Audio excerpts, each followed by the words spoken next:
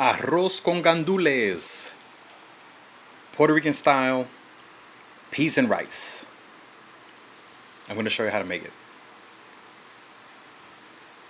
Alright, so for today I'd like to show you how to make arroz con gandules, or peas and rice, the Caribbean Hispanic way of making peas and rice. I gotta tell you, there's different versions of peas and rice. I kind of really like the Jamaican version. Y'all got peas and rice on lock.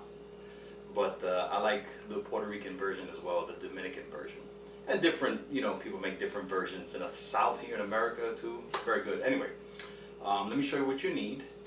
And I had a little funny story about arroz con gandules. Okay, so the funny thing here, you can see on the can, you can use dried as well, but for the sake of expediency, we're going to use this canned pigeon peas. You see there it's spelled in Spanish gandules verdes, green pigeon peas. But for some reason, the Dominican side of my family, they call it guandules. They put a U in between the G and the A. And I have absolutely no idea why. I've asked and no one can give me a definitive answer. So I say arroz con gandules. I don't put a U in, it doesn't belong there. Anyway. So there they are. I soaked them and I drained them. That's about 15 ounces. I got 2 cups of rice there that I've soaked, and just to get some of the starch out of it. 2 cups of rice. I have different colored bell peppers here. This adds to about like half a bell pepper. It's just a couple of slices of each color. All right. You can also cut them again in half, however you want them. This is going to add some nice decorative color to the arroz con gandules. This is half an onion. Again, chop it up however you like. This is 4 small cloves of garlic, chopped up again however you like. My seasonings will be salt, black pepper, coriander, onion powder, I need to refill, garlic powder, got to refill too soon on that, annatto, achiote, paprika, paprika or pimienton, some oregano, and some celery seed. You're also gonna need, hold on one second, let me check this, let me pull this here from the side. Alright, you're also gonna need, do you remember this green stuff I taught you how to make a while back? This is RECAITO. You can also use sofrito, which is the red colored one. Sofrito and RECAITO, we use the terms interchangeably, but in actuality the green cooking base is actually called RECAITO. Sofrito is the same way, it's made the same way, except you don't add cilantro and you add tomato paste into the mixture, and it comes out nice and red. But we're going to use RECAITO, about 2 tablespoonfuls. And to color the rice, amongst my seasoning I had showed you that we're going to use paprika and we're going to use achiote, annatto. So this is what will help the rice get a little more color than the RECAITO here. Although this will do the job, it just won't be as reddish. Okay. Alright, so by way of explanation, I can't find my rice pot, the sartén, not the sartén, the olla. Olla means pot in Spanish, that I use to cook rice, and I can't find it. I don't know if I gave it to someone, I don't remember. So I'm going to use this squared copper pan, which is fine. It's just I won't be able to get nice con on the bottom, which is like the bottom of the rice that gets nice and toasty. So I got low heat on there just to get the olive oil around. Let me raise it a tiny bit. And what we're going to do is we're going to stir fry 2 heaping spoonfuls of our RECAITO or sofrito. Let me get the heat up on that because I want it to get popping, baby.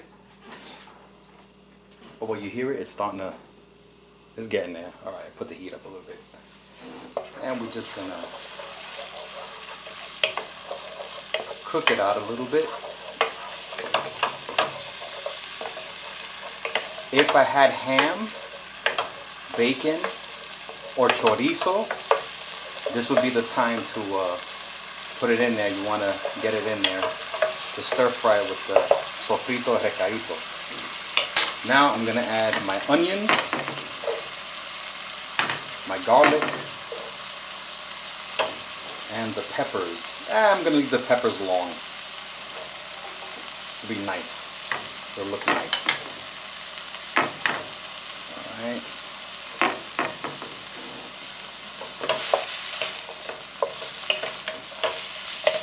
Stir frying it, baby. Ooh, I still have some onion and pepper over here. It's stuck on the board. Give me a second. These guys got to get in there too. There we go.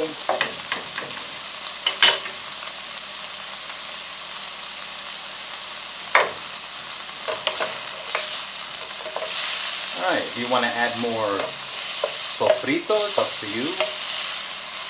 I think this is fine. I think everything here is getting nice and well combined. Stirred. Alright, so I'm just going to let it sit here for another minute or so. And then we're going to add our water. Oops. Alright, look, I ain't gonna lie. I added another spoonful of recaito because that flavor be good. So, do what you will with that. Alright, so this has been here about a minute, right? Just to get everything nicely mixed and combined. So now I'm gonna add my water. Now, a general rule with rice, it doesn't matter rice from anywhere, right? Or cooked in any country or any place. When you have 1 cup of rice, you will use 2 cups of water, right? 1 cup of rice, 2 cups of water. So I've had here ready on the side, this is actually 2 cups of rice. So we're going to put in 4 cups of water. You want an extra treat, use stock. But anyway, so here in this other pan, I've had some water ready. But the trick is, this is actually not completely 4 cups of water, because the thing is, those vegetables, they're going to release some of their water into the mixture here. So what I do is, if I make rice that has something extra in it, like meat or vegetables or what have you, I will cut that last cup of water off by about a fourth or a third. You know, I make a judgment call. So 2 cups of rice equals 4 cups of water, but making it this way, I cut about a fourth out of that last cup of water. Okay, I'm gonna mix this. I'm gonna bring it to a boil,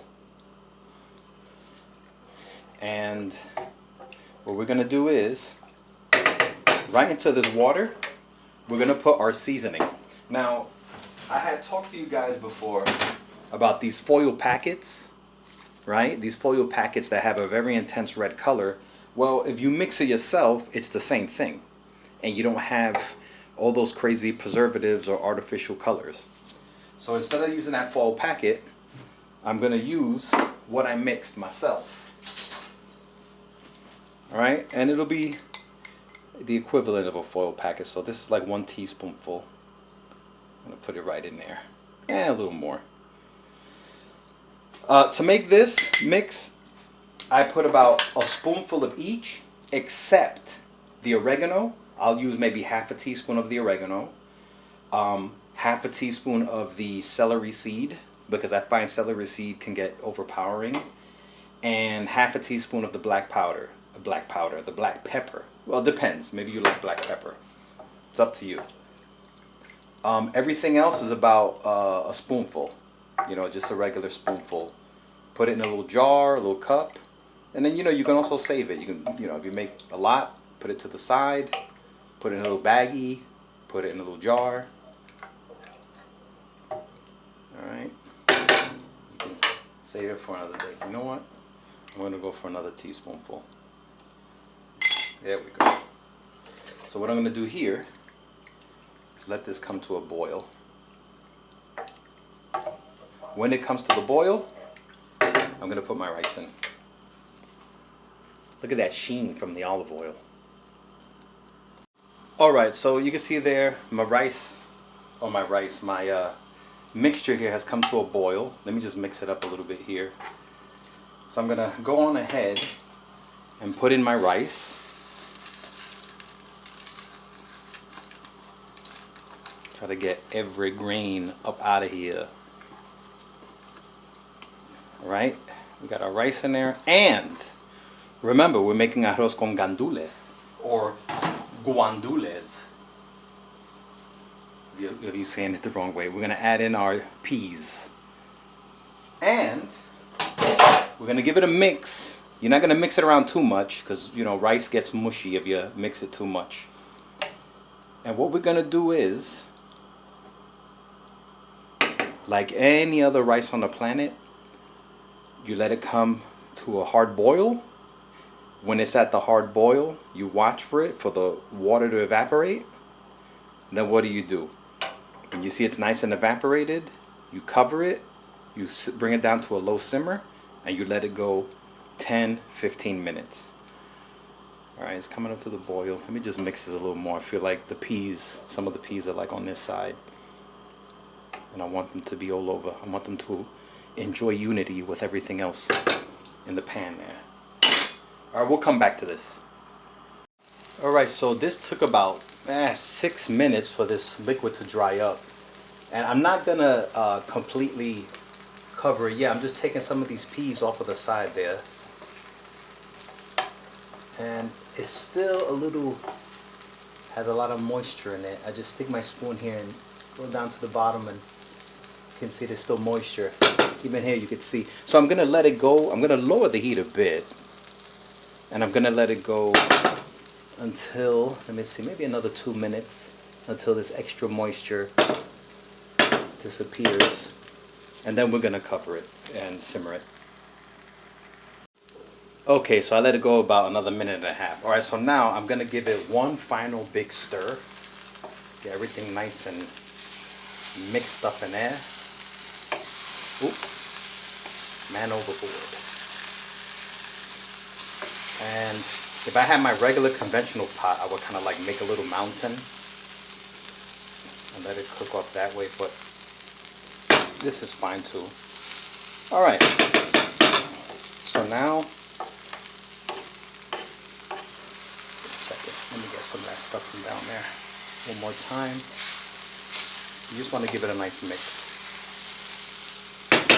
Now, I'm going to cover it, bring it to a simmer the way you would any rice, and after 10-15 minutes, we'll come back to it and see the net result. Alright, it's been about, what, 15 minutes? I fell asleep actually. So let's, let's get to this arroz con gandules. Woo! Woo-wee! Hold on a second, let me see if I get the camera in there. Wow, they look pretty nice. They look pretty nice. Let me just give this another mixing. Actually, it's not bad. This is perfect the way it is. I can fluff a little bit. What I'm going to do is I'm going to let it sit here. I'm going to turn the heat off and let it sit here for another, let me turn the heat off, 5 minutes.